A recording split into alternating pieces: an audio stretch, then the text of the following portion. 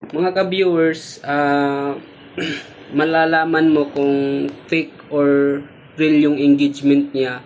Una, kung fake yung real engagement niya, yung comment niya malayo sa video mo. Yung comment niya, yung tantandaan nyo kung may mag-comment sa inyo na parang malayo sa topic nyo, sa videos nyo na mga pinag salita mo sa video tapos malayo yung comment niya, ibig sabihin fake yan, engagement.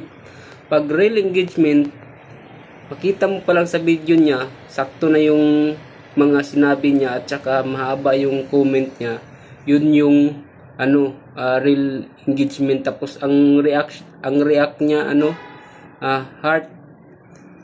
Kasi yung heart mataas yung rate niyan kaysa yung mga, pero mas maganda talaga react, mag-react yung mga nag-engage sa atin, hindi yung magko-comment lang. So yun malalaman guys. So alam nyo na ngayon kung fake engagement, ang comment niya malayo sa videos mo.